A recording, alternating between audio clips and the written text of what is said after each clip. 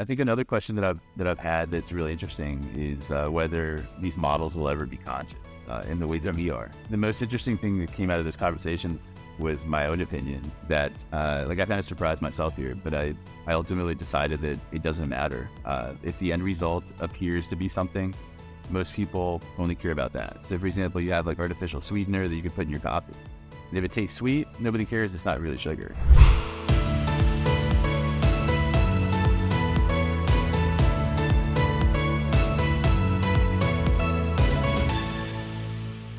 Welcome to the EO Media House podcast on AI. In this episode, we have Glenn Jocher. Glenn is the CEO and founder of Ultralytics, a company specialized in image and computer vision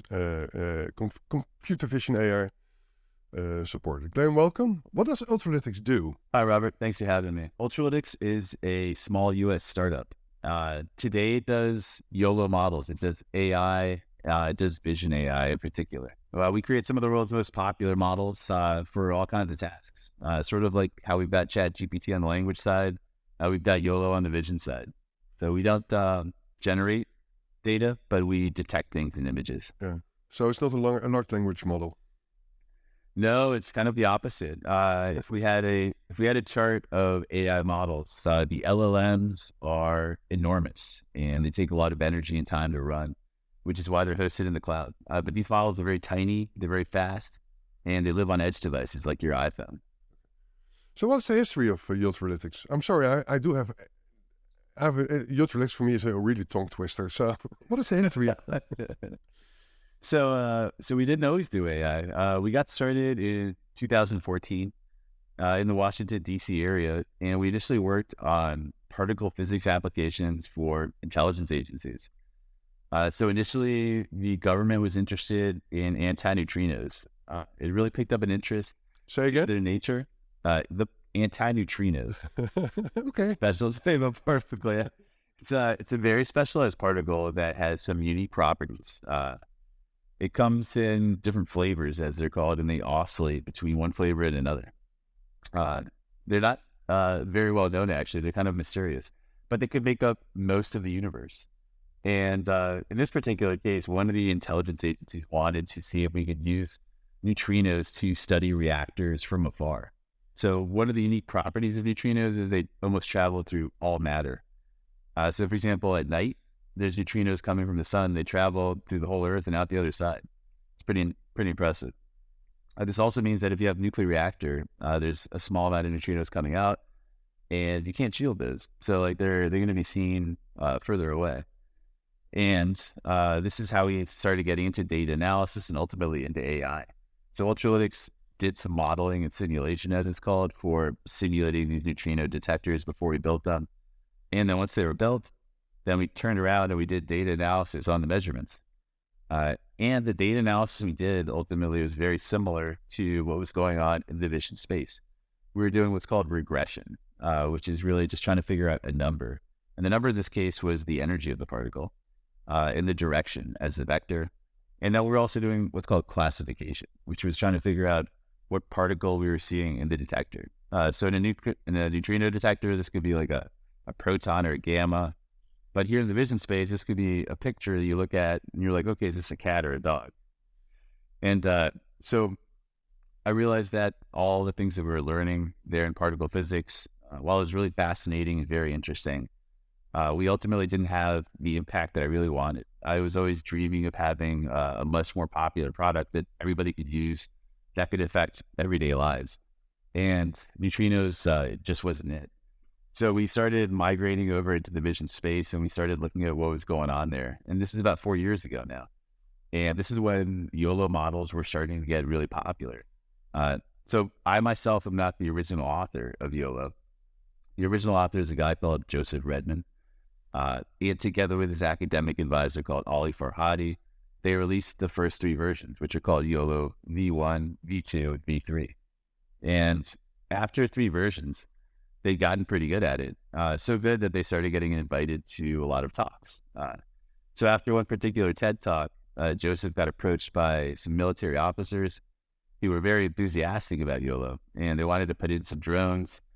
And Joseph did not like the idea, and he decided to simply stop working on it because he didn't want to play a part in that. So one of the other things about YOLO models is they're all open source, which means that all the work that you do, people can sort of take and do whatever they want with it. And you realize that like the more effort you put into that, then the more bad possibilities might result from it. So ultimately, he chose to leave, and now he's teaching. His academic advisor created a startup, which he eventually sold to Apple for about $200 million. And he's still working there. So the pair had to split different directions. But ultimately what happened was that the original two authors of the YOLO works were no longer doing it. And this is like right when I came on, I started looking at it. And right when I really started diving headfirst into technology. And this is about 3 years ago now. So I took a look at what Joseph did. I tried to implement as many improvements as I could from the things that I've learned in particle physics. And I released an updated version, which I called YOLO V5. At this point in time, the company got really small. It was just me. And I was really working on it sort of as a hobby to kind of like see what I could do with it. But did you start it in the garage, by the way? I started it on a balcony in Chile. So okay. It was a small apartment. We didn't have a garage, but that would have been very good for the story. Yeah. It's a kind of romantic idea. You know, you start your new company, you start in the garage like Steve Jobs did. Yeah, in the Bay Area. Yeah, the Bay Area. Yep. Sorry. No. But yeah, so it kind of snowballed from there. The good thing about open source and this is a unique aspect to the work I was doing in open source was that, people started contributing. And when I first got into open source, after so many years of government work, they didn't allow us to open source anything. So for me, open source was a little scary. I thought, well, I'm going to come up with a good idea. I'm going to write it down in code, and someone's just going to spot it and like run off with it. And so I had a bit of a worry when I first got into it, but it turned out it was unfounded. And it turned out the benefit you get from it is much bigger than the drawback of people borrowing your code. And what happens is people look at your code, they start using it, and they think of ways to improve it. And then they come back with changes, and then you can accept those. And so now YOLO is built up not just by myself, but by hundreds and hundreds of contributors. I think we have almost 500 contributors across our GitHub repository. You never would have been able to fund it yourself so I think it's a pretty smart move. Yeah. So even a very big company that might have like a machine learning team of like 20 or even 50 or 100 people, they ultimately don't have the manpower of, the entire world looking at something and people contributing their expertise. Yeah. So ultimately you can create like a very powerful product simply through the community and through people getting involved.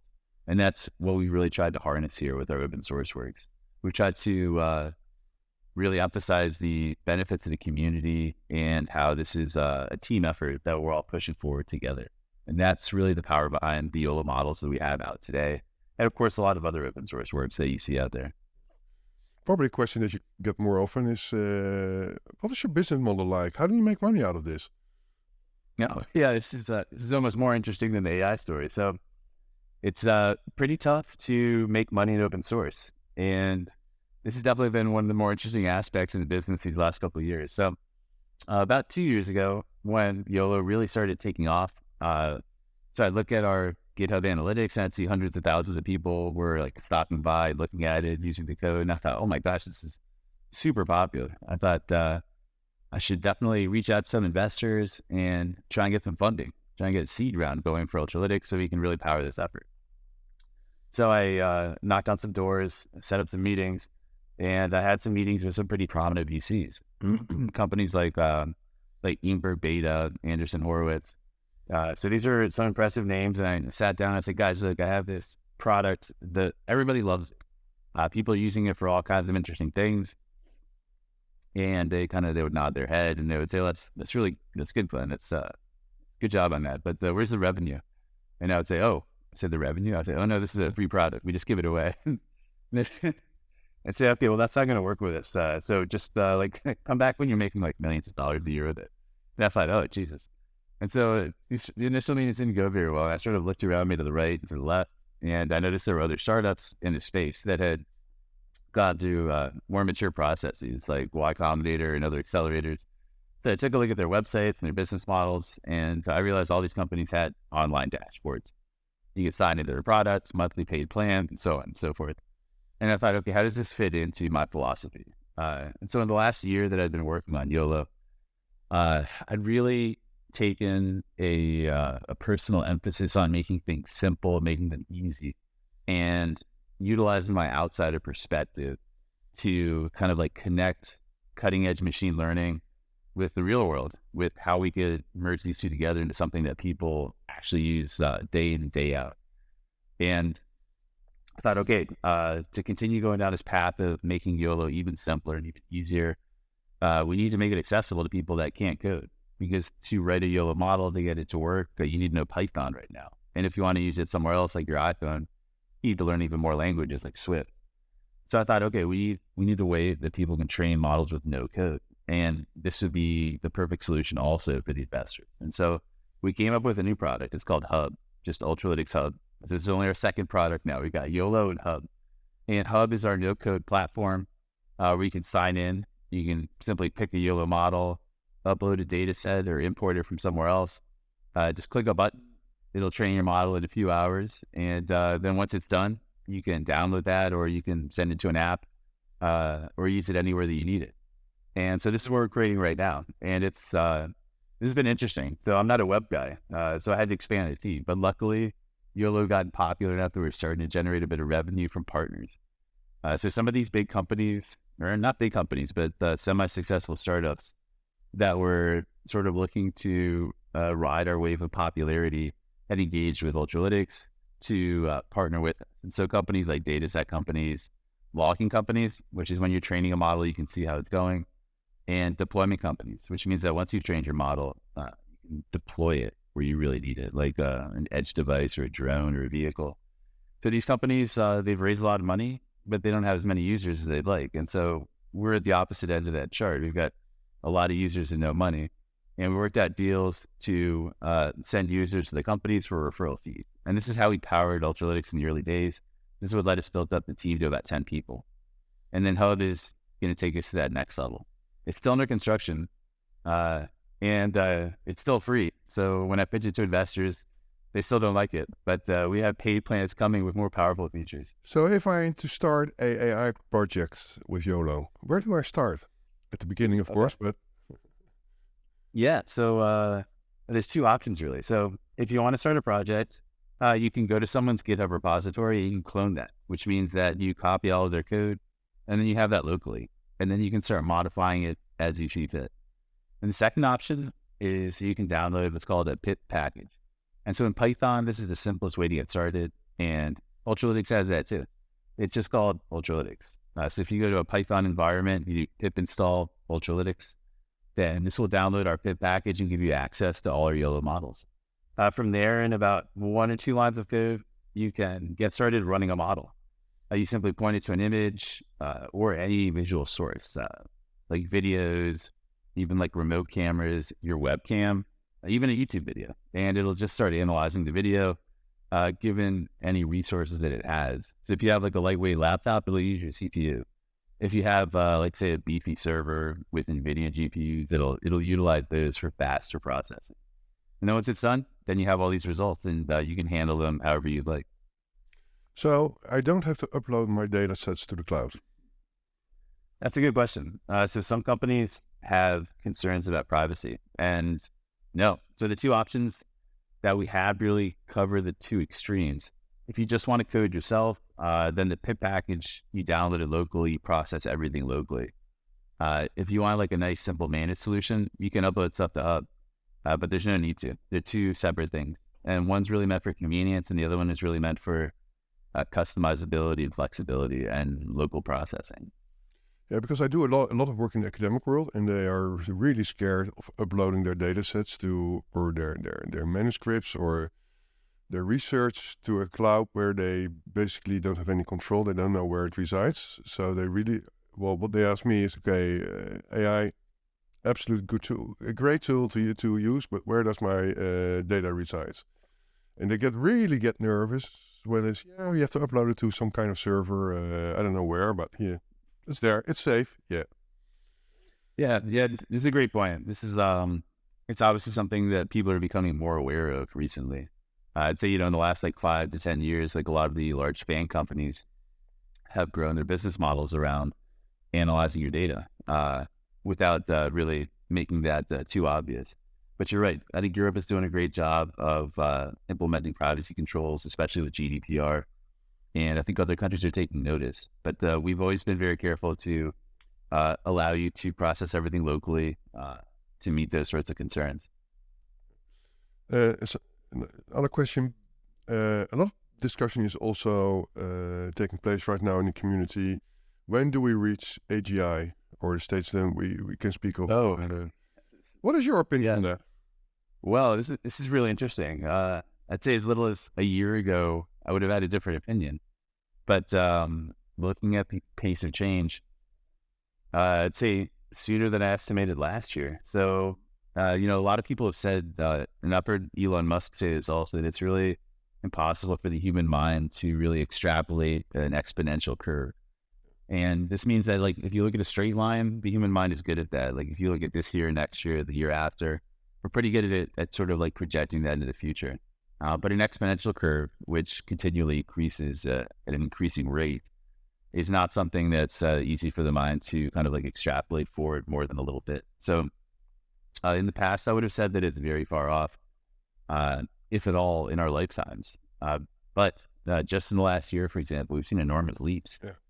And the thing about enormous leaps like this is that every future development can exploit the current advances.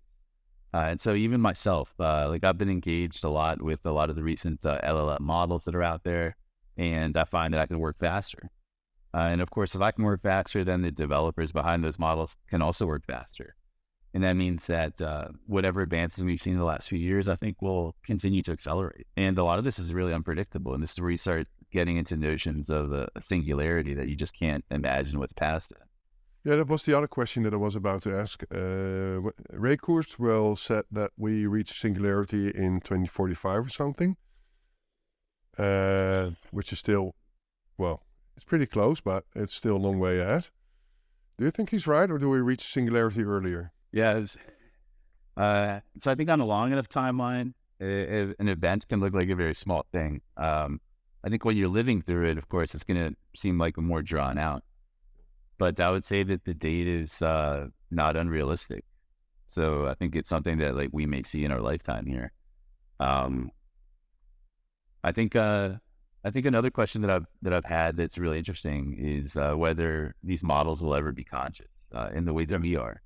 And the most interesting thing that came out of those conversations was my own opinion that I kind of surprised myself here, but I ultimately decided that it doesn't matter.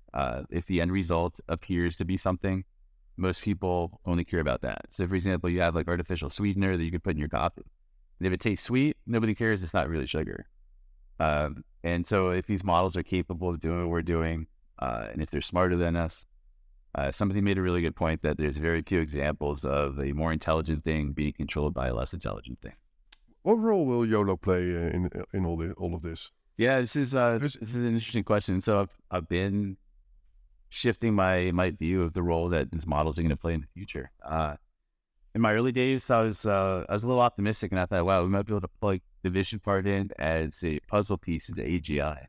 But now I think these models are going to be much more specialized, because anything that's very generalized, like the human brain, or a large LLM like ChatGPT, is by definition not efficient at one very small task. Whereas the models that we have are exactly that. So they're again on like different sides of a chart. They're not generalized, so they can't do as many things as a large language model, or even a very large vision model. But they're very specialized. And if you are a business and you want to save costs on something that is a recurring event, say like you have a manufacturing line, you want to spot flaws in the pieces that you're producing, then you're going to want these models to be as fast and as accurate as possible. And I think the models that we're producing are there. So I think they're going to start trending more in the direction of specialized models for specific use cases that are deployed, I think, on edge devices. So I think there's always going to be a market for them. But I think they're not going to play such a generalized role as what we're seeing with the large language model. Do you see also an integration between, for instance, ChatGPT 5? It's not out there yet, but in combination with YOLO. Somebody's working on it though. They are working on it because it's also expected that ChatGPT 5 has a great vision aspect to it. Yeah, absolutely. So they're working on embedding vision applications, and I think we've even seen private examples of that, of analyzing images, converting that into contents, and then have the second stage which describes the contents or has like a value-add commentary on it. Like take a picture of the ingredients on the table and ask it like what you could make a dish from that with. So the important thing to remember here is, and I've had interesting conversations with my startup buddies also, like some other founders who are like a little worried. They're like, oh no, our startup business about training these models is going to disappear because nobody will need to train any more models. But that's only true to a certain extent. So these models, again, they're extremely large. They cost a lot of money to run, and they're very slow. The only reason they seem fast is because they're being run on the most expensive devices ever. Basically, like NVIDIA devices that are $20,000 up to $40,000 for a single GPU. But the models that we make, they can run on like a Raspberry Pi in less than a second. Yeah, on iPhones they can run like in just a few milliseconds. And so these are models that the entire world can use. Like if you are a student in a low income country, like in a third world country, you can start doing R&D with our models. You can build tools with it. So again, these are models that are extremely cheap to run, very fast, very accurate for the task that they're trained on. So they're two completely different things here. Like one is, for example, a professor whose time costs a lot of money. Like you go to, for example, like an attorney, he charges $1,000 an hour and he like knows everything. And the other one is just someone that knows like one specific part of something, but is extremely fast, extremely cheap. So I think from the business perspective, from like student perspective, and for like running models on edge devices, which is its own sort of like way of like taking control also of the technology. Because if we don't have that, then it's really just big companies in the cloud charging whatever they like, and we don't have the option. But like giving everybody also like kind of the power in their pocket, the power in their hands to create models, I think is incredibly important. So it's basically AI for the masses. Yeah, absolutely. Yeah, AI for all is what that's the hashtag I usually like to put. Yeah. What is the most the best applications that you have built, or that others have been built using YOLO technology for AI for good? So that's basically what is really something that you're really proud of? Yeah. Okay. So the most interesting applications don't actually come from us. Like we make the models, we make them really easy to train and use, but everyone else comes up with really creative ways to use them. So just yesterday we had a meeting with an agricultural company. They got a little robot and it travels the field, and there's a camera underneath it. It looks for weeds, and it differentiates them from the plants that are actually planted, and then it'll zap the weeds to get rid of them. And this sounds like a lot of overkill. And I was asking them, what about pesticides? And they said, oh yes, but there's this enormous movement these days to move away from pesticides.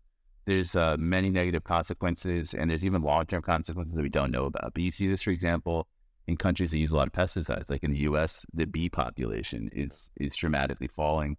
Yeah, also in Europe. And so there's applications like this that'll increase like organic produce, that'll remove chemicals from the world, that'll really kind of like help us move society forward. So it's really like interesting things like this that we hear about every day that we don't come up with ourselves. I sort of think of ourselves as like putting the tools in people's hands and just letting them see what they can do with it. The other thing that I was particularly interested in was the application on detecting wildfires. It's also amazing. And if the viewers and listeners would like to see it, well, go to YouTube and find it, because it's the footage in itself is really amazing. Yeah, and wildfires, I've lived through them personally. So I'm in Madrid right now in Spain, and it gets really dry during the summer. And these last few summers, we've had some pretty bad wildfires, not in Madrid, but in other parts of the country, in Portugal also a few years ago. In my other office in Los Angeles, 2 years ago, we had very, very big wildfires where I could barely like see my hand in front of my face due to the smoke in the city. So these are real events. And in the U.S., in high wildfire prone areas, they've got these towers where someone will go and they'll actually live there for weeks at a time, and they just sit there with some binoculars and they'll look around. And this is the best way, apparently, to spot a wildfire before it gets big. And that's the key. You have to spot it when it's small, before it gets out of control. And of course, if we could automate that, this is really a prime example. But not actually just spotting a fire, but it turns out that spotting the smoke is much more effective, because you'll see a lot of smoke before you ever see any fire. So something like this, I think, could make a real change, save a lot of lives and save a lot of money also. And of course, help the environment by reducing all the smoke that gets put into the air. Where can I find more information on YOLO? Oh, okay. So interesting. So I would say go to ChatGPT, but since it's only trained on stuff that's 2 years old, you're not going to get the latest news there. So if you go to Google, you type in YOLO V8. That's our latest, most accurate and fastest YOLO model. YOLO V5 is the one we started with. It got super popular, and it's still very popular. I think it's the world's most popular object detection model. So those will take you to either a website or a GitHub repo. And the great thing is we engage with everybody. So if you ask us a question on GitHub, we'll get back to you with our best answer there. What I will do is I will put a link in the show notes. So if you want to reach out to Glenn, please do so. Yeah. He's an amazing guy, and the solutions that they provide, they're really amazing. I think it's one of my favorites. So everybody's talking about ChatGPT 4, but this is completely different. Glenn, thanks for sharing your expertise and your knowledge. If you want to learn more on AI and entrepreneurship, subscribe to the EO Media House podcast channel on your favorite podcast app. My name is Robert van der Zwart, and thanks for listening. And until next time, goodbye. Thank you, Robert. Bye.